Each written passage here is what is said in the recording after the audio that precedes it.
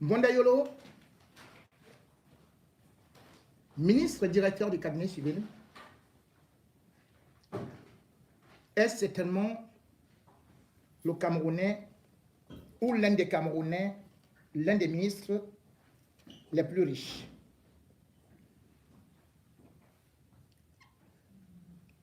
Mais ce n'est pas tout. Il est aussi l'un des ministres les plus cruels, les plus méchants.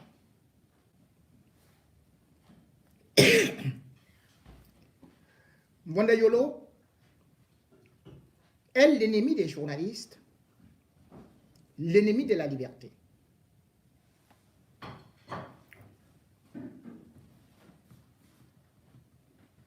Vous avez pu constater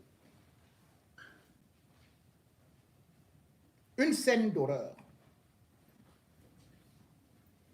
qui s'est passée il y a quelques jours. Des images d'une barbarie inouïe, d'une cruauté insensée. Des enfants, des employés maltraités tels des animaux. Vous avez pu voir des images sur des réseaux sociaux avec un homme aux fesses qui ont été brûlées par le fer à repasser. Des jeunes. On a utilisé des courants électriques pour les torturer. Et tout ça en plein Yaoundé. Ils ont été enfermés. Ils ont été traités à l'instar de Martinez Zogo. Le récit fait trembler.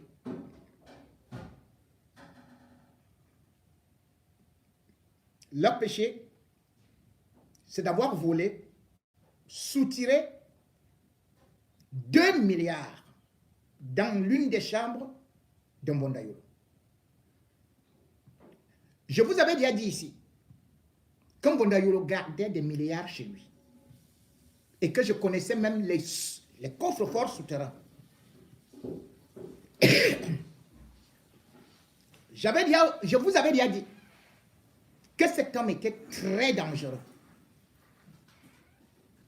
Mais là, vous avez pu vous-même constater ce qui s'est passé. Les organisations des droits de l'homme sont dans la stupéfaction. L'ONG Mandela Center a sorti un rapport. Et ce rapport, je voudrais que vous puissiez le lire, l'écouter. Je vais le lire. Sur Mbonda-Yolo. Sur ce qui s'est passé dans son domicile. Où il se rend justice. Je voudrais donc que vous compreniez que nous ne sommes pas dans un état de droit. Alors qu'on est dans l'assassinat de Martinez Zogo, on n'aurait pas imaginé qu'un ministre de Paul Biya, à la présidence de la République, qu'il utilise des militaires, des gros bras, pour maltraiter ceux-là même qui sont de sa famille, qui sont payés à 15 000 francs CFA pour quelqu'un qui touche des milliards. 15 000 francs CFA. Mbonda-Yolo, cet homme qui ressemble à une sorte de héron qui mange du poisson, que vous voyez nonchalant, c'est du Dracule en personne. Nous allons lire. Bon, laisse-moi ma gorge.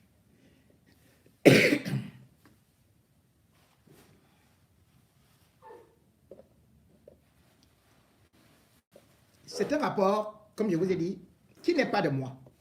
Qu'on ne dise pas que J. Deming, on a encore inventé. C'est un rapport d'une ONG.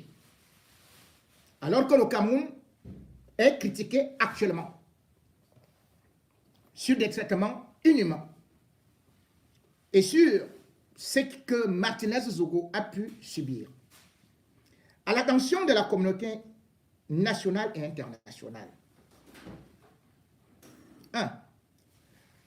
Que Mandela Center International vient d'être saisi en urgence de la détention arbitraire et incommunicado de plusieurs personnes à la sécurité militaire de Yaoundé depuis 15 jours, suivi des actes de torture et de traitements cruels, inhumains et dégradants. 2. Que selon les faits bien documentés, en date du 2 décembre 2023, alors que Sieur Samuel Mwandayolo, ministre et directeur du cabinet civil DCC de la présidence de la République du Cameroun depuis 2018, représentant personnel du président de la République Paul Biya, prenait part à une messe pontificale d'action de grâce célébrée par Monseigneur Christophe Zoua, évêque du diocèse de Saint-Mélima, entouré de plusieurs autres évêques, pour célébrer le premier centenaire de la paroisse Saint-Michel d'Enden, du diocèse de Saint-Mélima, chef-lieu du département du Dja-et-Lobo, dans la région du Sud, créé en 1923. Des individus en service à son domicile, à Bastos, Yaoundé, se sont introduits dans l'une de ses chambres sécurisées pour dérober de fortes sommes d'argent, près de 2 milliards de francs CFA, soit 3 27 500 €. 3. Qu'aussitôt informé à son retour dans son domicile, le haut dignitaire du régime de Yaoundé a immédiatement ordonné à des personnels militaires de lancer une expédition punitive en direction des personnes soupçonnées d'avoir commis l'infraction de vol dans son domicile. 4. Que dans les journées de lundi 4 et mardi 5 décembre 2023, près d'une dizaine de personnes ont été interpellées par des individus des services de sécurité camerounaises, au nombre de 5, opérant en civil, dont un certain Mpangé et un certain Tony, mais n'ayant aucune qualité d'agent ou d'officier de police judiciaire consacré par l'article 79 du Code de procédure pénale camerounaise. 5. Que certaines de ces personnes illégalement interpellées ont été conduites, manu militari, dans un centre de détention au secret, situé au lieu dit Monté-Anne Rouge, au centre-ville de Yaoundé, pour subir ce que leurs bourreaux ont appelé exploitation approfondie, et au cours de laquelle ils ont subi de graves actes de torture, de traitements ou peines cruelles, inhumains et dégradants. 6. Qu'à l'aide des matraques, des machettes, des gourdins, des morceaux de planche, le feu, le courant électrique et les objets prohibés, ces jeunes sont passés à tabac toute la nuit par les éléments des forces de défense et de sécurité camerounaises dans ce qu'ils appellent exploitation approfondie. 7. Que parmi les victimes figure le sieur Mété, Marie-Joseph, âgée de 20 ans, sieur Zemeka Rodrigue, âgé de 34 ans, frère aîné de Mété, Madame Ongono Bibiche, âgé de 24 ans, compagne de Zemeka et Madame Banga Marguerite, commerçante et sœur, ou plutôt cousine de Meteux, et Zemeka, Rodrigue et bien d'autres. 8. Qu'au moment des présentes écritures, certaines de ces personnes, dont le sieur Meteux Marie-Joseph, sont toujours arbitrairement détenues dans les locaux de la direction de la sécurité militaire à Yaoundé, dans les conditions exécrables. Et elles n'ont droit ni à la visite d'un membre de la famille, ni à la visite de leur médecin ou de leur conseil. 9. Que Sieur Zemeka, Rodrigue, au terme des actes barbares de torture, se trouve toujours en ce moment abandonné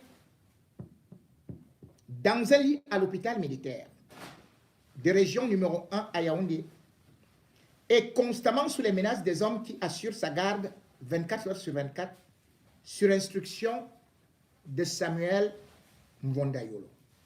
10. Qu'il s'agit clairement d'une arrestation illégale sans aucun mandat ni titre de justice suivie d'une détention arbitraire qui est une violation du droit à la liberté, s'inscrit dans le non-respect du droit national et des standards internationaux auxquels la République du Cameroun a librement souscrit. 11. Que la détention arbitraire est une violation du droit à la liberté et désigne l'arrestation et la privation de liberté d'une personne dans le non-respect du droit national ou des standards internationaux.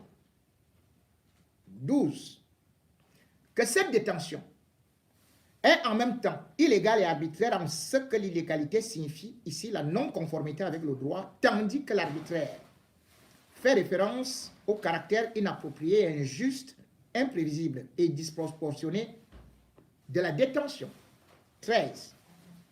Qu'en droit international, le droit à la liberté de la personne est défini par l'article 9 du pacte international relatif aux droits civils et politiques qui liste les conditions dans lesquelles une privation de liberté est considérée comme arbitraire, notamment 1.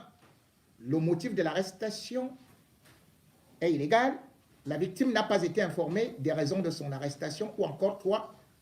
Les droits procéduraux de la victime n'ont pas été respectés.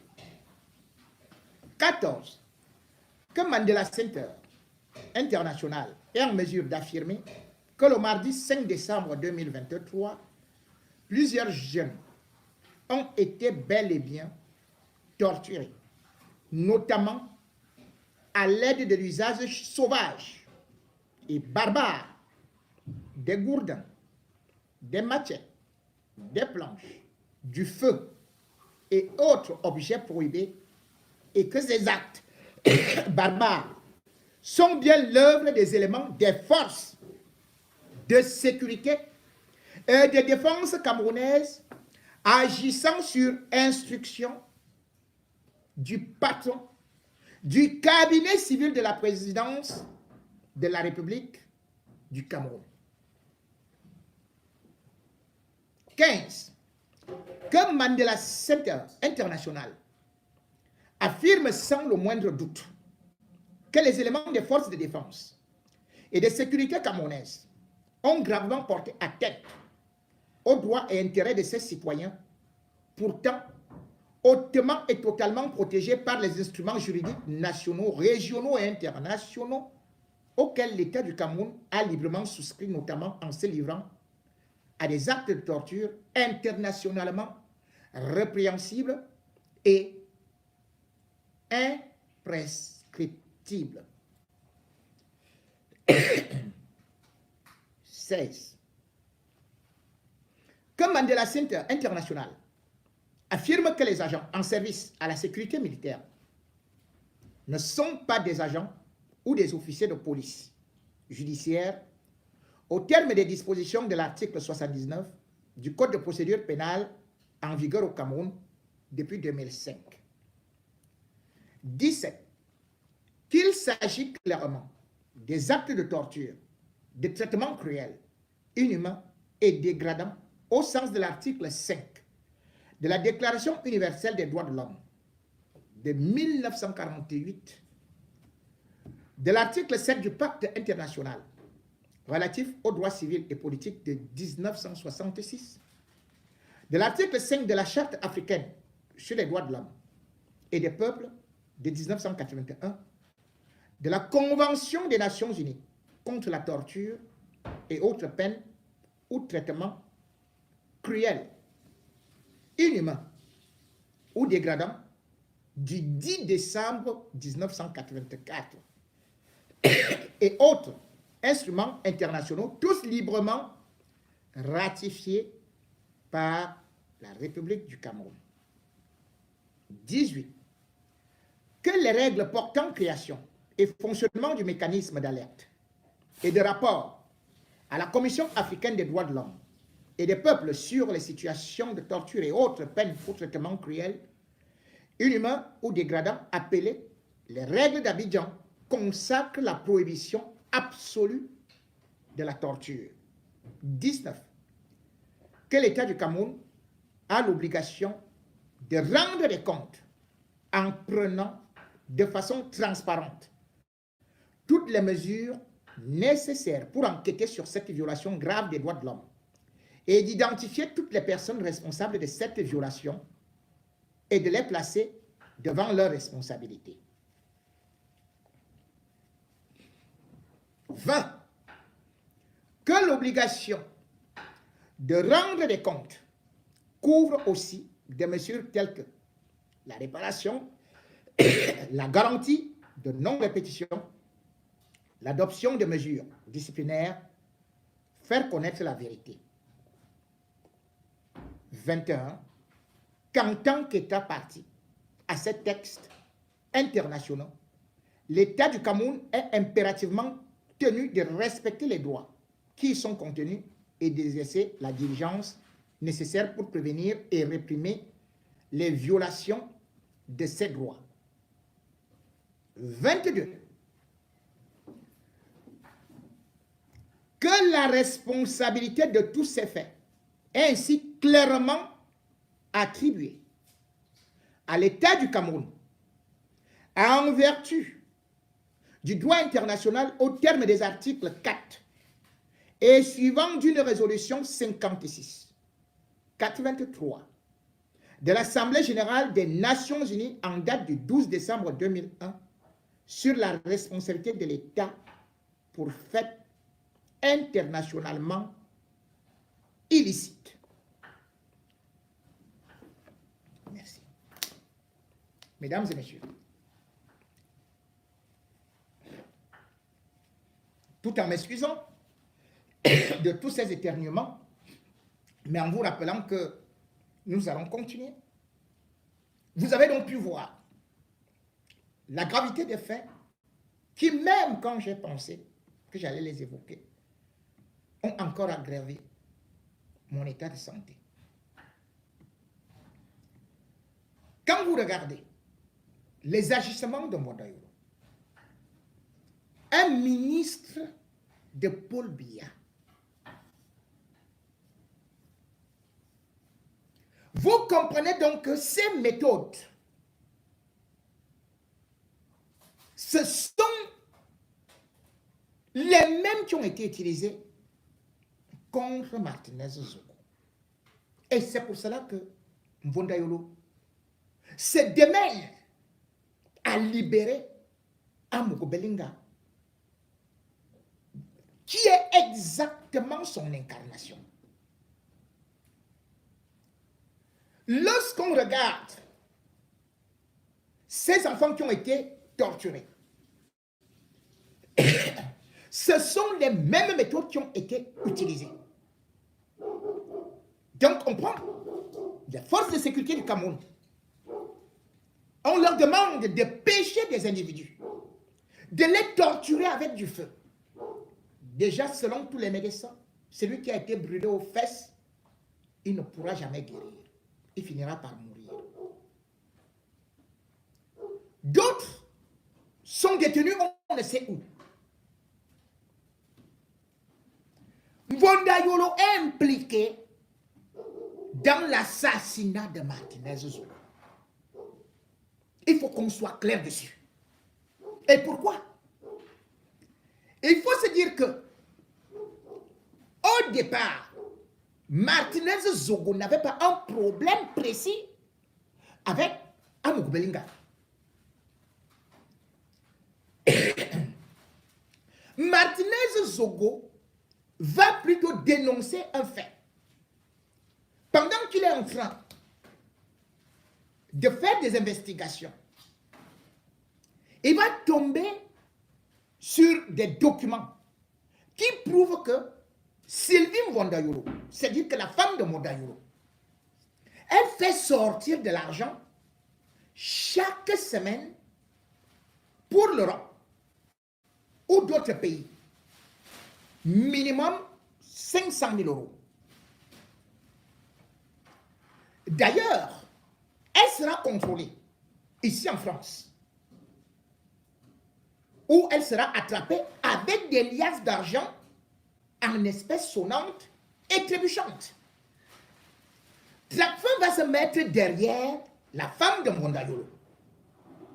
Martinez Zogo ouvre le dossier. Parce que la femme de Mwandayolo venait aussi d'acheter une maison à 2 millions d'euros en France.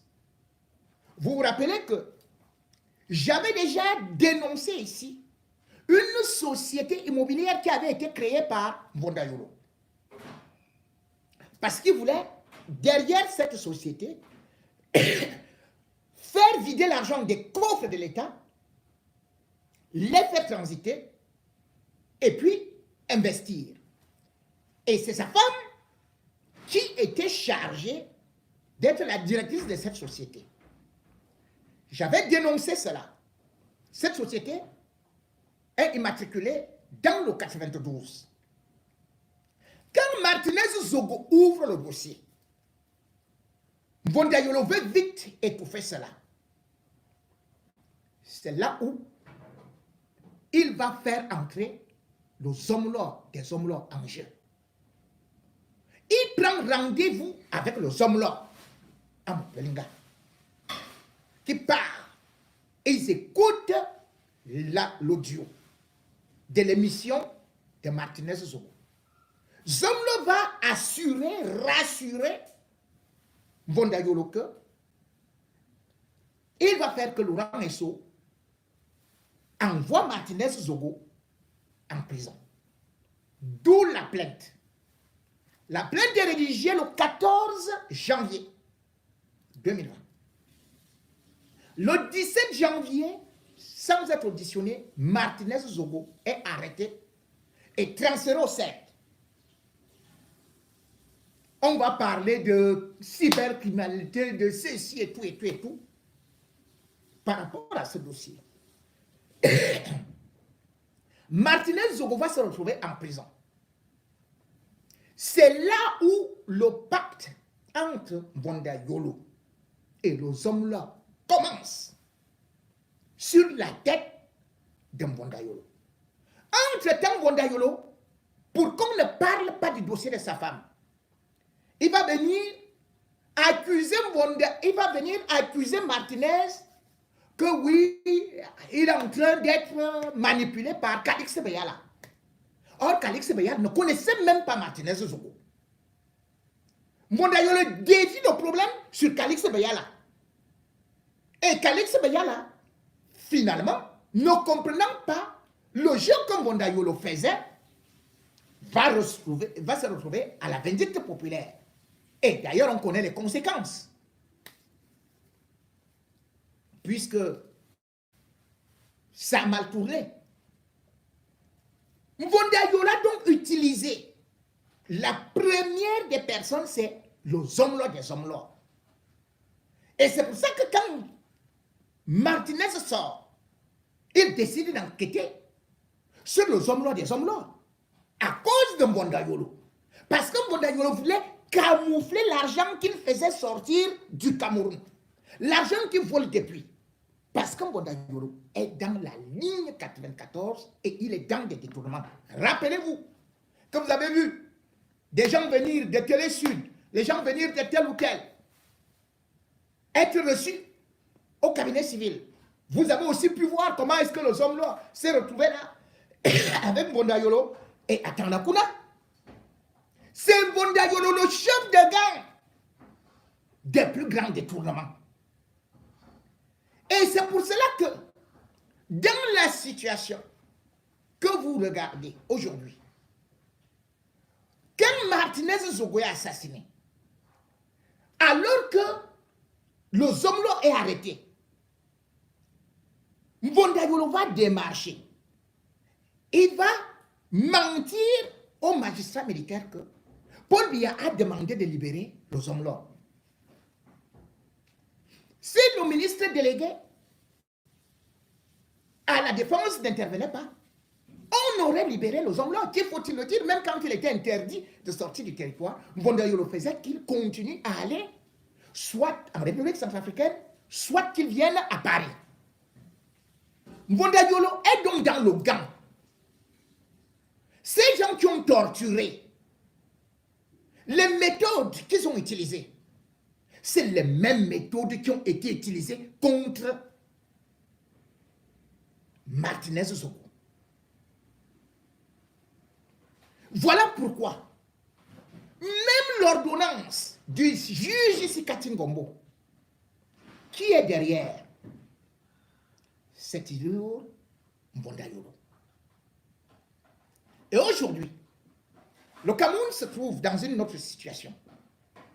Comme je vous ai dit, voilà des jeunes qu'il est parti prendre comme des esclaves, qui travaillent chez lui, qu'il paye à 15 000 francs CFA. 15 000 francs CFA. Et il utilise une armée pour aller les arrêter. Quand vous regardez ce cercle-là, vous comprenez heureusement et fort heureusement qu'ils fonctionnent ensemble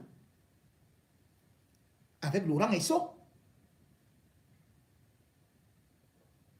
Dans l'enquête préliminaire, on a bel et bien cité Laurent Esso. On a cité lui Paul Motazé. Mais l'homme qui bouge beaucoup, et donc cet argent, comme je vous disais, l'argent qui devait être remis à Sikati Ngombo, et donc une partie avait déjà été offerte. Ça venait d'où? On devrait arrêter Mbondayolo. Mbondayolo doit expliquer au peuple camerounais s'il a une banque chez lui pour avoir 2 milliards. Et comment il a pu avoir plus de 2 milliards chez lui? Et on vous dit que ce n'est que dans une seule chambre. Tout cet argent vient donc de ce qu'on appelle les lignes 94, les lignes 57, la ligne 65.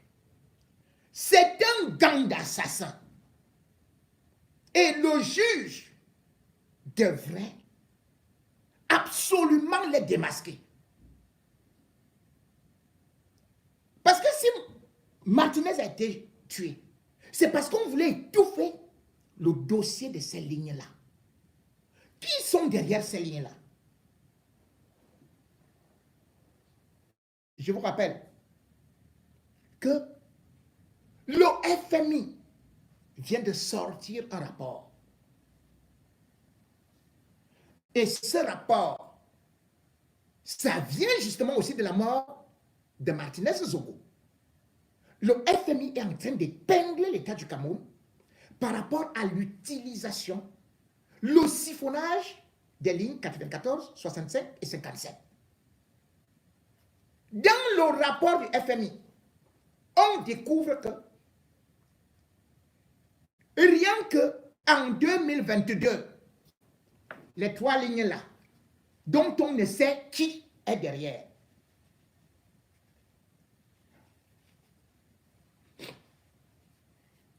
ça représentait 19% du budget de l'État du Cameroun. 19%. Dites-moi. Vous croyez que... Vous voyez le budget du Cameroun. On vous dit les lignes 94, 60, 65 et 57 ont pris 19%. Vous allez dire, wow, c'est beaucoup. Attendez alors. Le FMI, dans son dernier rapport, dit que les lignes 94, 65 et 57 ont représenté 40% du budget de l'État du Cameroun. 40%. C'est pas moi qui le dis. C'est le FMI. Et sa table là.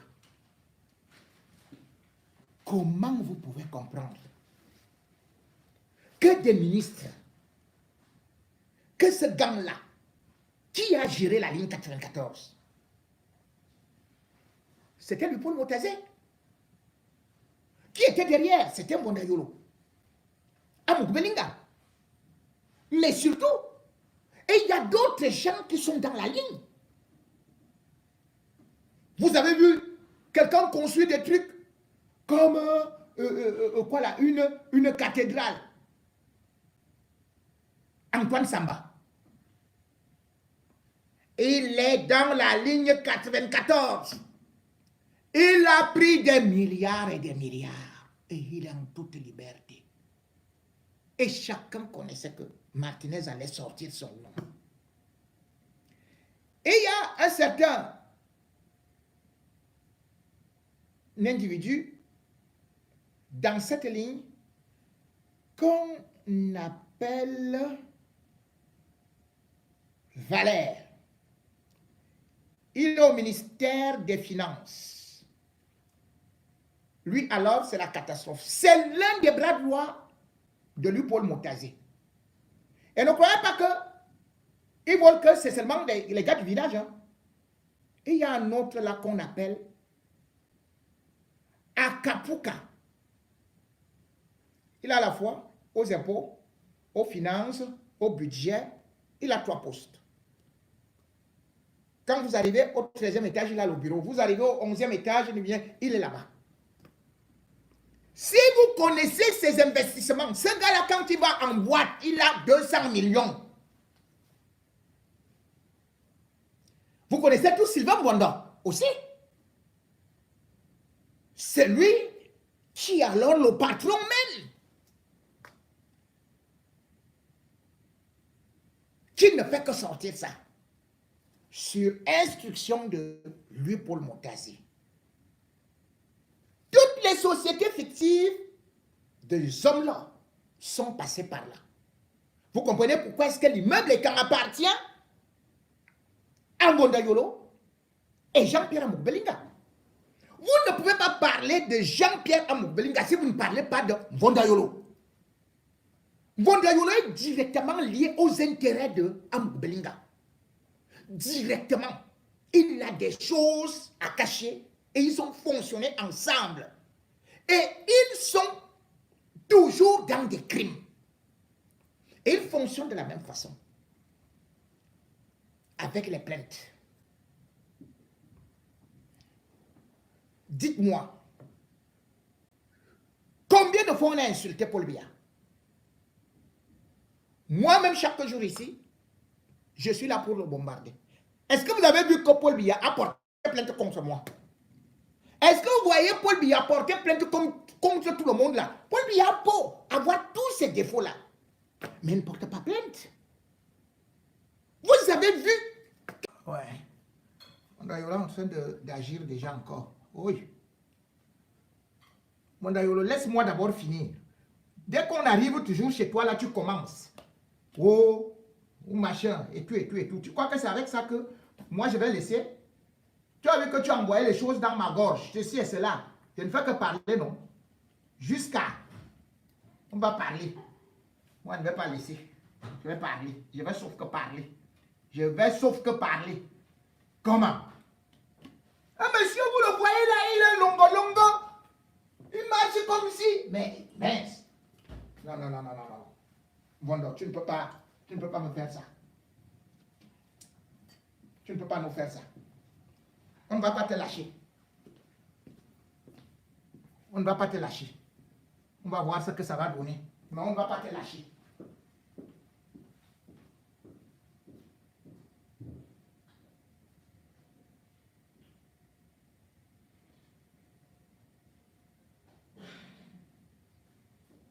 Comment? Je suis comme ça.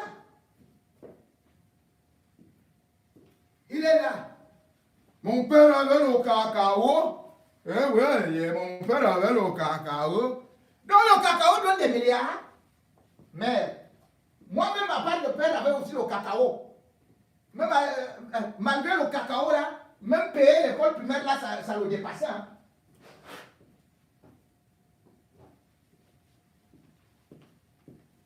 Le type là? Non. On doit prendre un Bondayolo. On doit le prendre. Bondayolo doit dire, là il a pris toute cette fortune. Et surtout, quels étaient ses rapports avec Martinez Zogo. Martinez Zogo a fait l'interview. Il a bien raconté ce que Bondayolo l'a envoyé en prison. Après, on commence à dire que, oh, on va laisser, on ne va pas laisser. On ne va pas laisser. On ne va pas laisser. Bon, on ne va pas te laisser. Mince.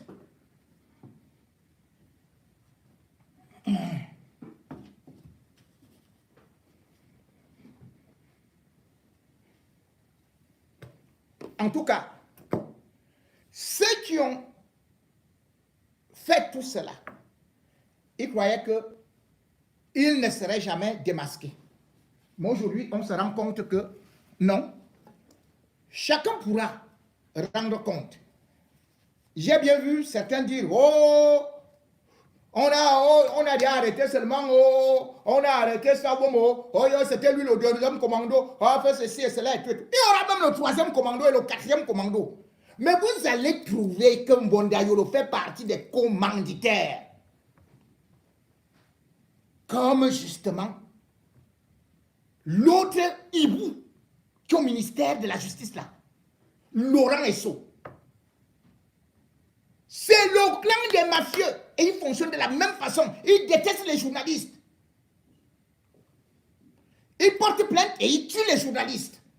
C'est un clan de mafieux qu'il faut dénoncer avec la dernière énergie. C'est pour cela que comme ils ont vu que Martinez était derrière eux, ils se sont dit non, la ligne ici, nos noms sont là-bas. Je vais donner souvent vos noms. Chaque fois, je vais dire à tel que tu as volé ceci, tu as volé cela. Tu ne voulais pas que ton nom soit là. Vous tous, vous serez pris. Martinez Zogo continue maintenant à vous mettre à la prison principale de Kondengi, où il y a embouteillage.